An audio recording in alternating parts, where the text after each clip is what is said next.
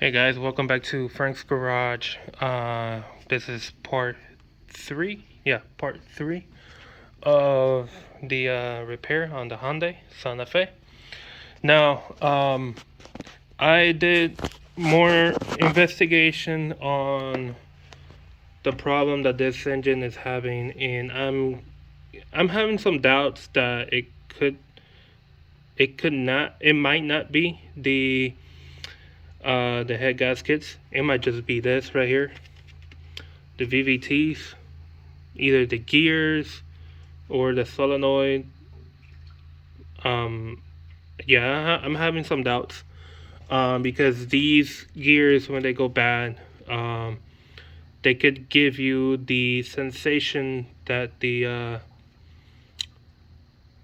head gasket has blown, but it hasn't really. Give me a second, hold on.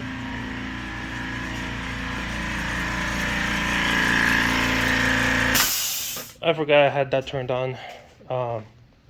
Yeah, so I am having some doubts that it might just be either one of these or both.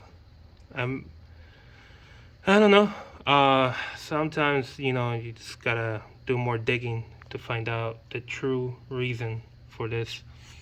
But yeah, it could be the gear or the solenoid on either side or both. Who knows? Yeah, but anyways, to find out what really did happen, I still need to take out the timing cover, which is this cover that starts here all the way down. You can't see because it's dark on the phone, but I can see all the way down to basically the oil pan and the subframe from here. Anyways, so I already got the car lifted in the front. I took out the front lower cover. You can see the conditions that it is in. It only has four bolts holding it in place. It's these two right here, and then you have one, see right there, and the other one is over here. These two right here, these two, you don't take them off because those are the ones holding this cover. So as you can see, it's a cover just for the oil drain plug of the engine. Yeah, so took it out, lifted the car. I had to take the cover off, obviously. The reason for that is that I couldn't see the lifting points for the vehicle in the front. So yeah, once I got that cover out, I was able to just put a rubber block. Let me show you what I mean. That rubber block, I was able to put it right here, and I just lifted the vehicle in the front, and I put 3-ton jack stands to hold it in place. And I have the radiator draining right now, but I didn't open it all the way because the design of it is that if you keep on opening it, it'll just splash. The beginning of it is just gonna splash all over the place, and the little plastic screw could just fly out anywhere. So I just let it to that point where it's just got a steady stream going down. And yeah, then I also took out the passenger front wheel, and we gotta take this cover off. It's got 3 bolts. One is over here, the other one is right here, and the third one is back here. Those 3 bolts will just knock this thing down, and then I can get clear access to this area down here. So yeah, just giving you an idea where I am. So let's get rolling. Before that, I haven't done much more with the engine. I just simply have the upper oil pan sitting there. It's not really put down all the way. But the reason for me not doing anything else is that I didn't have large enough bags to protect the engine, specifically for those days where we get a lot of humidity or a lot of rain. So having a trash bag this big it's a lot better. As you can see, it drops almost to the ground. This trash bag is 65 gallons. The one I was using, it was 40. Hold on. Where is it? 42 gallons. Okay. You can see the Husky trash bags, 42 gallon. That's what I was using before. But I had to order the 65 because once I put that cradle or the upper oil pan, it was just gonna rip the trash bag if I were gonna try to put it on. Also, I have this. If anybody's interested in this, I am not gonna put this thing back in the engine. I'm not gonna do that. It's just something that makes the car look nice, but it doesn't work as in like to help out the engine. So it might as well not use it, because if you were to have something leaking oil or something else and you had that cover on, you wouldn't be able to see it because it covers basically the entire thing. So in my perspective, it's useless. But if you want to have it, feel free to let me know down below in the comments, and we'll work on a price. I don't know what the price is on, but we'll work on something. I'll clean it up and send it to you clean, because right now that's really dirty. And yeah, so all right, now we're done talking. Let's get down and let's get rolling. Okay, so the next thing we're gonna do is drain the oil. And as always, you want to use this guy, unless you already know the size of that drain plug.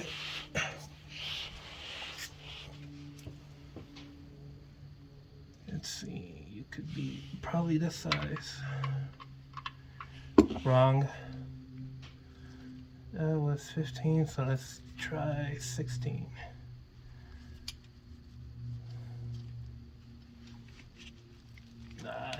Flipping over on my head. Okay.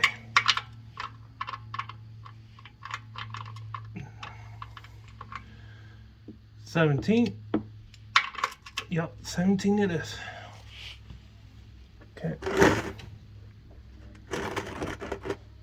Alright, so let's crack it loose. Oh jeez. Oh,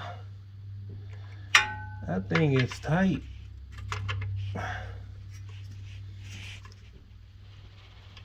There we go. Oh man, I don't know who it was, but somebody put that thing real tight. Okay. And no, it wasn't me. I never did the oil change on this one. Never did. This is the first time I drain the oil.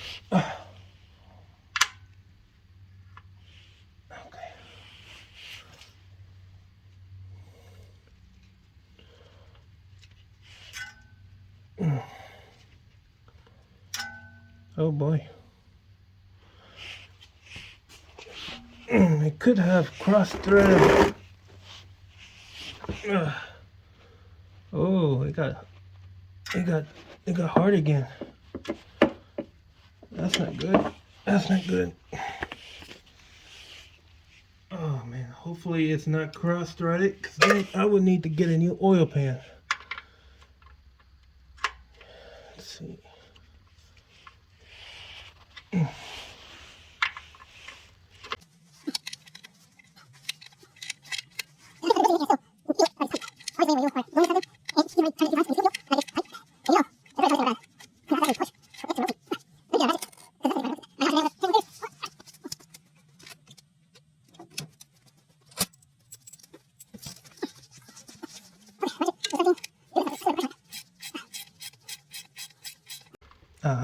Okay. Felt like it got loose. Oops, sorry guys, I hit you. Nah, no way. That thing is... Oh man. Okay. And I still don't see any oil drops. Okay. It's loose now. Okay, okay. Alright, let's see.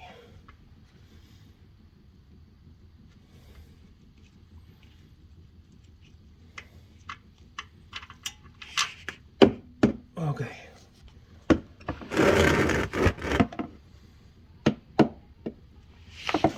Let's get this thing out of here.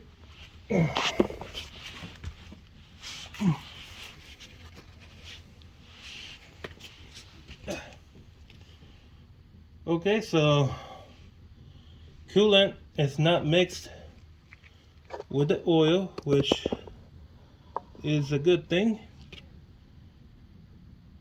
unless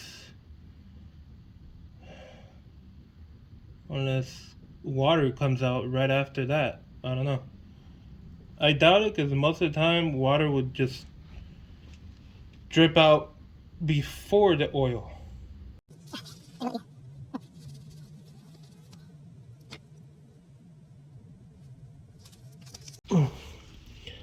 Hopefully you can see that well on the video, but the threads, they sort of look fine. I don't know why it was so tight, but later, once I drop the oil pan, I'm gonna check the threads for the drain plug on the oil pan. Hopefully it's just like that and it's not cross-threaded. I'm hoping that it's not cross-threaded, because then that will be another part to purchase. We'll see. Okay, so I'll get back to you guys after I put the drain plug back in, or sorta back in, and I'll meet you on the next part. Okay. All right. Hold on. Okie dokie. So we're gonna use a 10 millimeter. I'm gonna use a long socket, and we got 3. So we got one over here, one right here, and the other one's all the way back there. So let's take care of the difficult ones first, and then we'll do this one last. So.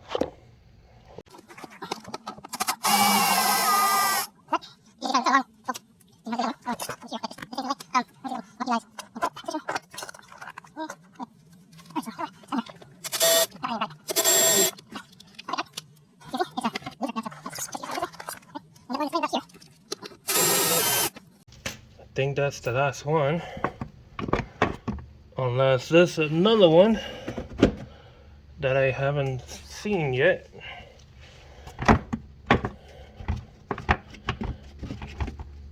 Let's see.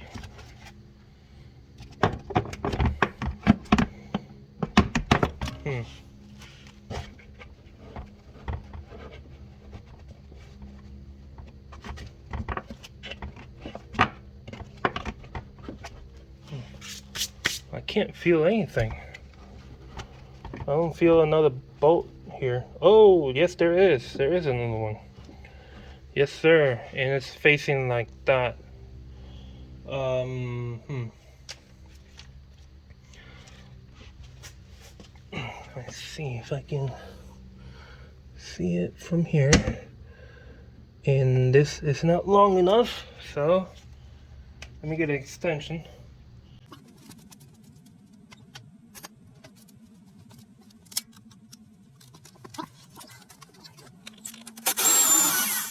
Got it. Okay, so it's total of 4.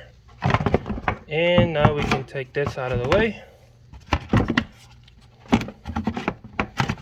Out it goes. Alright, so that right there is the crank pulley, or another word for it, or phrase, is harmonic balancer. Yeah, that's a lot of oil. Okay, at least we're going to take all of that out eventually.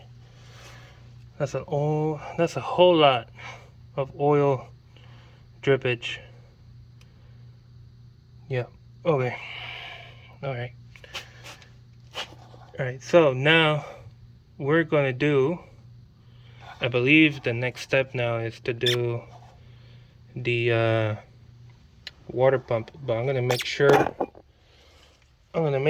with the manual that I am correct on what I just said. So I'll be back soon. Okay, so the next step is to remove the oil pan. So I need to lift the engine up. Now I had to remove this guy right here, and this one goes right here. So I'm gonna put this back on because I need to remove this engine mount so I can lift the engine up. Well, not the mount, just the bracket. This whole thing right here, the bracket needs to go. Yeah, because let me show you why.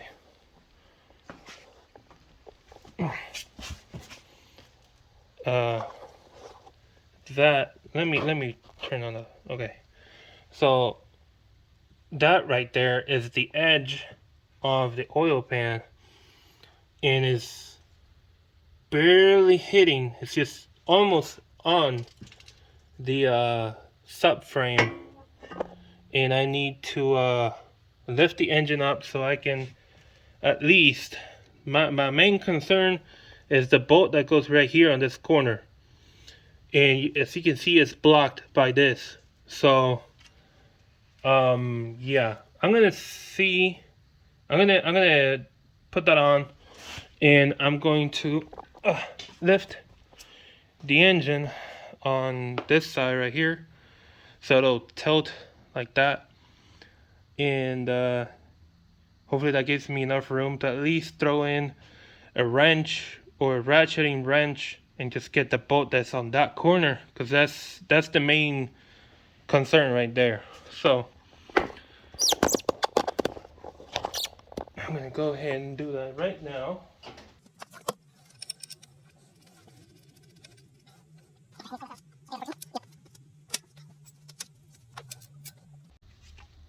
Okay, make it really tight, because that right there is gonna basically hold the entire weight of this side of the engine. I'm also gonna hook it up to this one right here, so it's gonna be hooked on both, but most of the weight is gonna be on the front one here.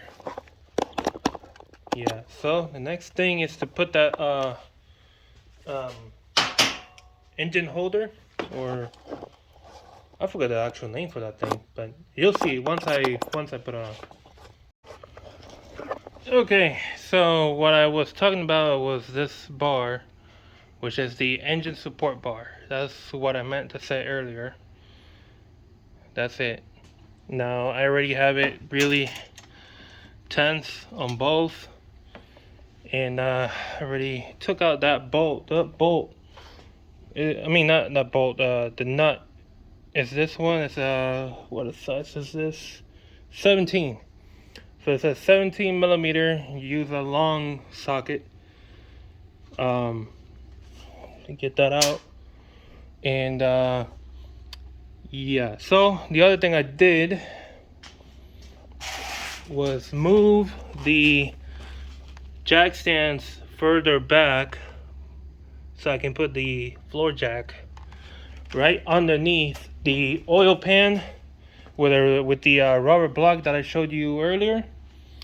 And all using this and using that helped out to get the engine tilting up like I mentioned earlier that we had to do. And now we have more room to get those bolts out of the oil pan on that corner.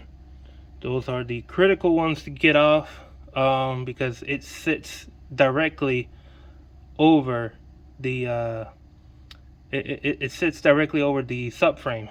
So that's why I had to do all of this just to get those bolts out. So let me show you real quick because I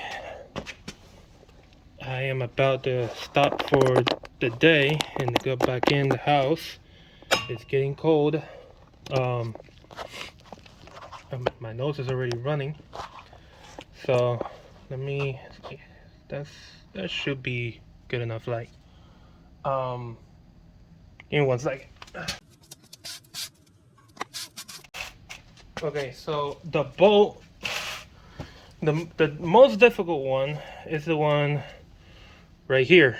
That's the most difficult one to get because of that right there.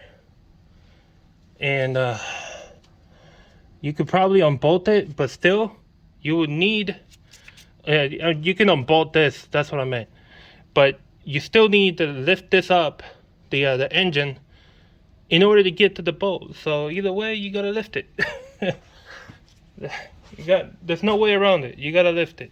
Okay, so the way I'm putting the socket in here, hold on, I'm trying to get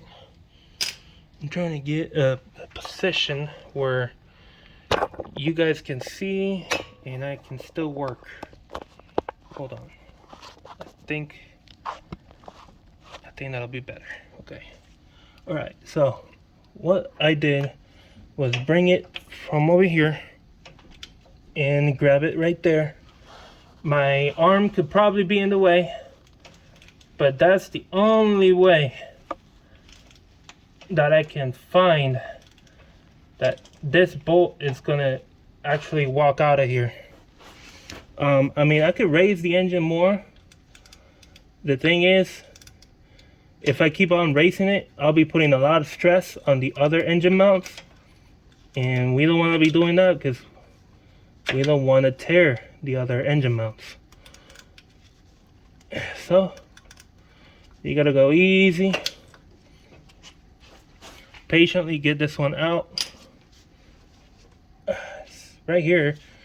Thing is, I probably still can't get it out using my fingers.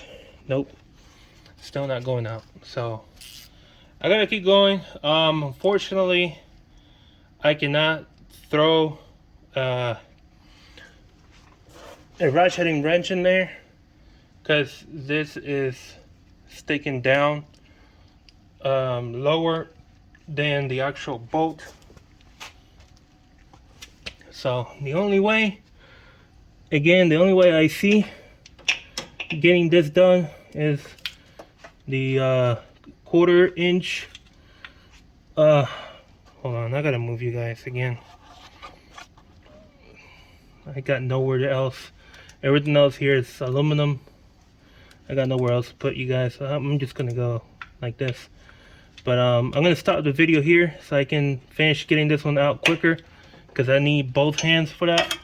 And then for the other ones, you can come in through here and sort of grab it right here. I don't know. This freaking power steering line is very annoying. Hopefully I can unbolt it from here and just move this either this way or up. I don't know. The thing is, it is annoying. I can't get to that one, and I can't get to this one either. Yeah, let's just say it's poor design. Let's just put it that way. But I'll be back once I get those out, and I'll show you what I did.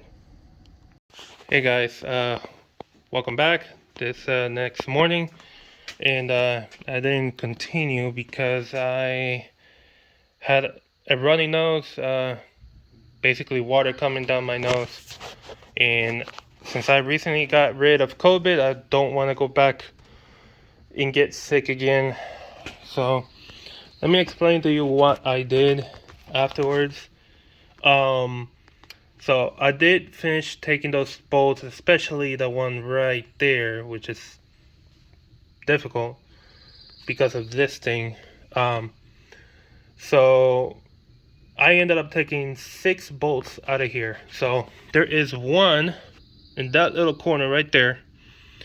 Obviously these 3 took them out. And then there are 2 more over here. One just about where my finger is, and then one further back. Yeah. So 6 bolts. They're all 10 millimeter.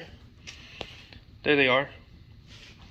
So I took those out, and I did set the engine back in its place because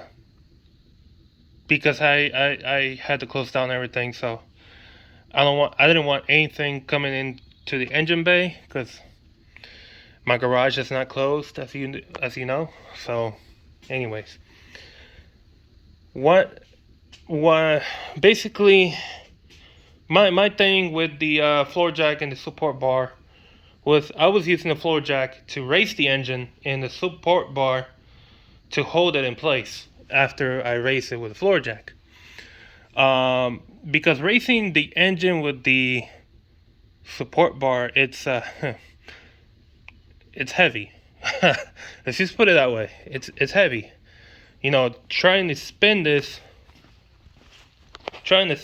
one right here with a lot of tension, boy, you grow muscles on your arms pretty quick. But using the floor jack was a piece of cake. And then after I raise it, I just tighten it up on the support bar and hold it in place. I do that because I've been in one situation where I had an old floor jack, and after I raised the car, it started going down slowly.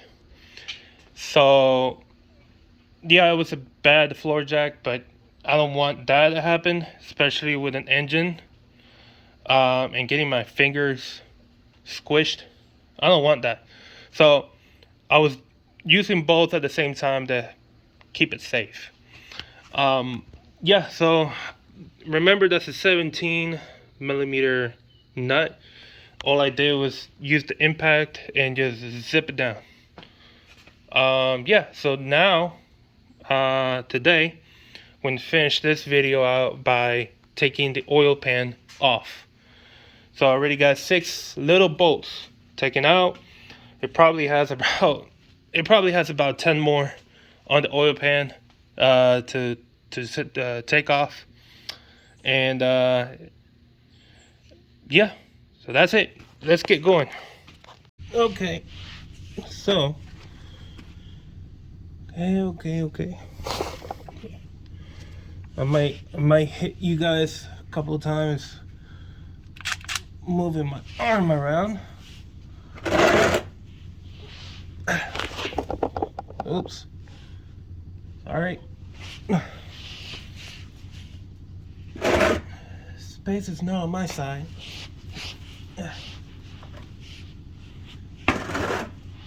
Okay, let's see. took that one out, and we have, I hope I don't have to take that exhaust out of the way. Hold on.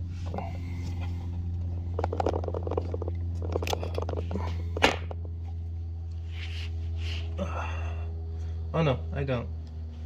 It's just a little tight, but I need the other one. That one's not gonna fit. Hold on, this one will. Good thing I came in down here with two. Okay.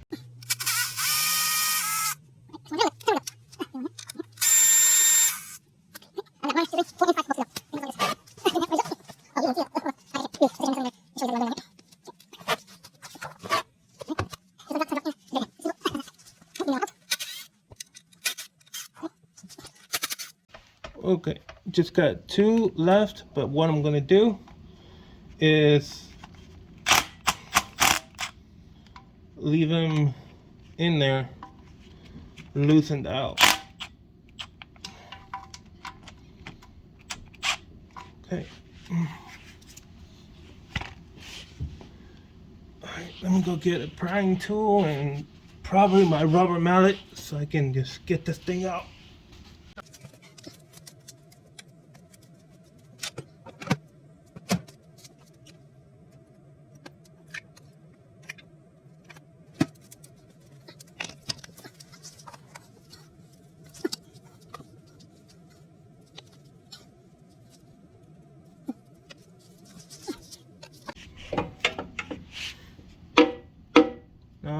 That sounds very solid. Yeah, that does sound very solid.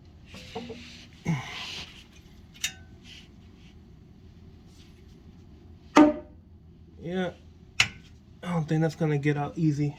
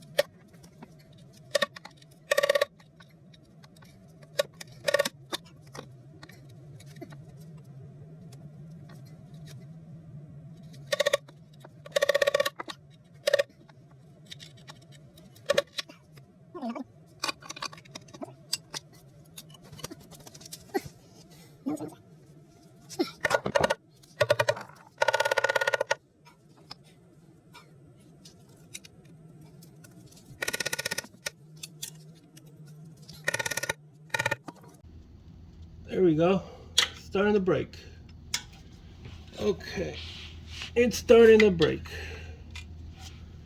That's good.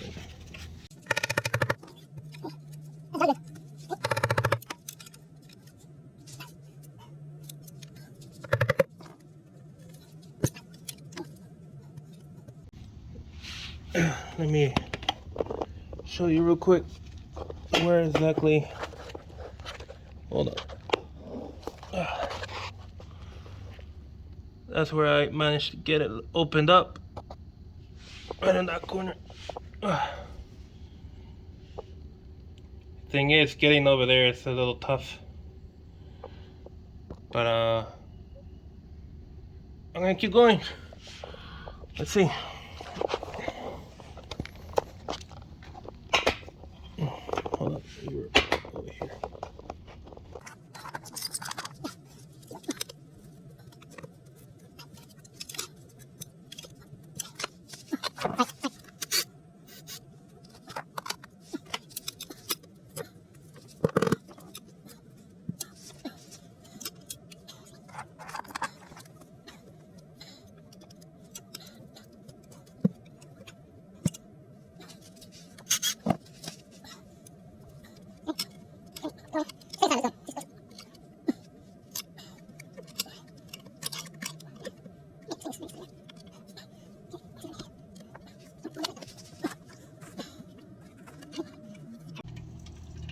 Alright, we're going in a good direction.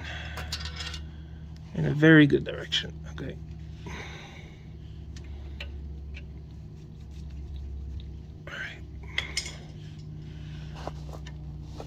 What I'm gonna do, because oil could spill this way.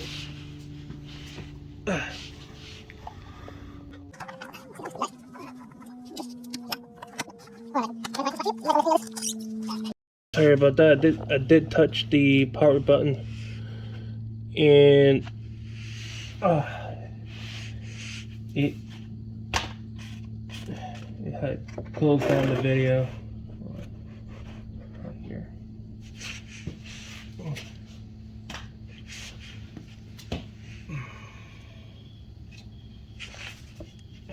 Okay.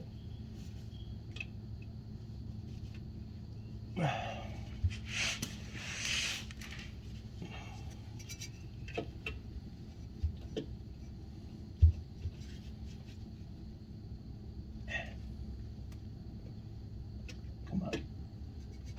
Come on.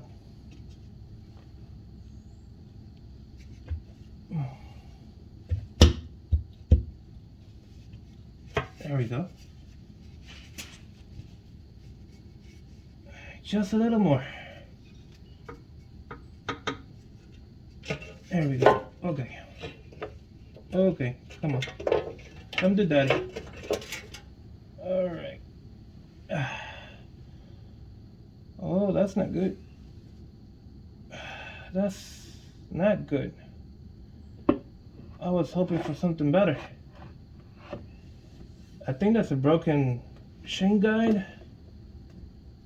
Oh boy.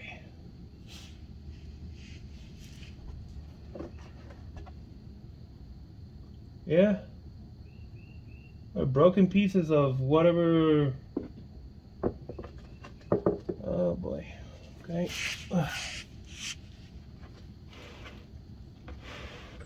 Just leave it right there. Yeah, let me see if I can show you. Hopefully you guys can see. Well, I'll try to zoom in on the video editor. They're stuck in the oil pickup. What is this? Yeah, pieces of chain guide.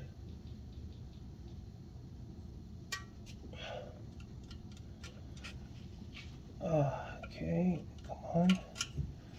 They are literally stuck in there.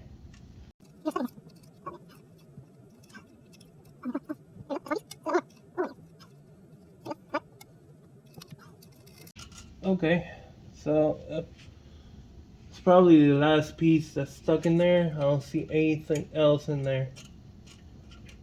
I don't see anything else, and I don't feel anything else. Okay, so I'm the screen in there did its job. At least it did its job. Let's see. Oil dipstick. I don't see anything there. Let me wipe my hands so I can use the flashlight without filling it up with oil.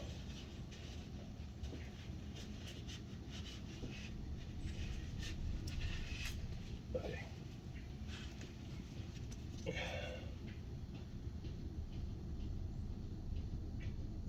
Wow. This engine looks like there is so much that is just nasty. This engine didn't have its oil changes efficiently done, because oh my god, wow, that's a whole lot of mess. Goodness, why do people do that? I'm not saying that my friend did that. It was already probably like this before he got it. I'm not trying to defend anybody, but I'm also not on anybody's side. I'm right now, I am on the engine's side. That's just poor management, poor maintenance. Let me see if I can have you guys see what I see. Okay. Look at that. I mean, I know the engine, I know the vehicle was sitting down for a minute, but this is not caused by an engine sitting down for a minute. This is caused by really bad or really late oil changes on a vehicle. Okay, hold on. Let me turn on the light here. Okay.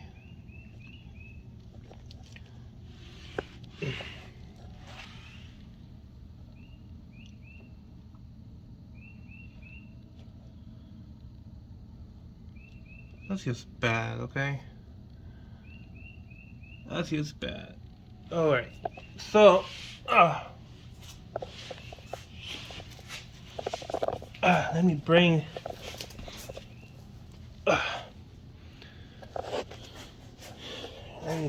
the oh, my fingers, this finger's still wet with oil. I'm gonna get oil all over my phone. Anyways, that's not your fault. Alright, let me bring this over. Okay, I was not hoping that it would fall in.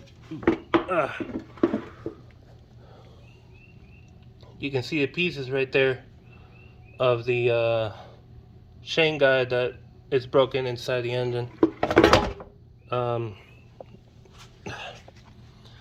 Gonna no. Okay. Gonna find out when I take the timing cover off. I'm gonna find out what happened inside the timing compartment. But whenever you see something like that,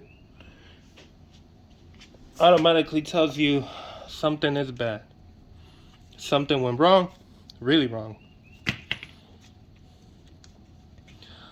So this might not be a VVT gear issue. This might just be a timing chain issue, which probably happened when my friend decided to put it on manual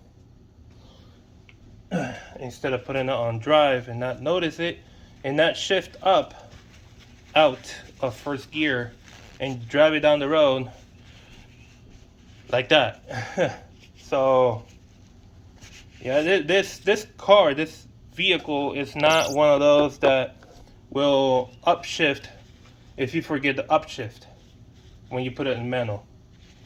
It's not like the Volkswagens that do that for you nowadays, which basically says, why get an automatic to use it manually when the car does it for you anyways? It's kind of dumb. Okay, so yeah, at least that's some good news for me since I'm repairing it, and that way gives me some idea of what actually happened. To me, it looks like a chain guide broke inside, and it skipped the gear. I mean, it skipped the tooth on the sprockets, and that's why it's not holding compression on a few cylinders. So, thinking it that way, like I said, it's probably a good thing that this is showing up now that I take the oil pan off, because that way I can probably alleviate my confusion or my concern of the VVT gear being worn out to the point where it's not working properly. But it's still I still might want to do head gaskets because, and I say this with experience, when this kind of stuff happens, sometimes a valve is going down when the piston comes up. And you know what happens? It bends the valve. So I could have a bent valve in here. I'm gonna try to get my what's the word I'm looking for? I'm gonna try to use my little camera that goes down in through the spark plug holes, and I'm gonna see if that shows me something like a bent valve or something like that, because that's what I think could happen in basically any engine that skips a tooth. It runs really, really rough, and sometimes it could not. It probably won't even turn on sometimes, because some engines have really good crank sensors and cam sensors, and when they don't agree with each other, it won't let the engine turn on again. And if it were on when it happened, it turns it off automatically. But this engine is not giving me that. So this engine is actually turning on even though it's got a broken chain guide, and it could have skipped a tooth or something like that, something around that. Yeah. Well, let's just leave the video at this point, because I'm pretty much just throwing guesses around. I need to take this timing cover off. This big old piece right here. This is a lot of people say this is a pain to get it off. It will be my first time getting it off on this type of engine, this 3.3 V6. We'll see how it goes for me. But let's just leave the video here, and I'll see you guys on the next one. The next one, it's gonna be timing cover getting taken off. Okay, I'll see you guys on the next one.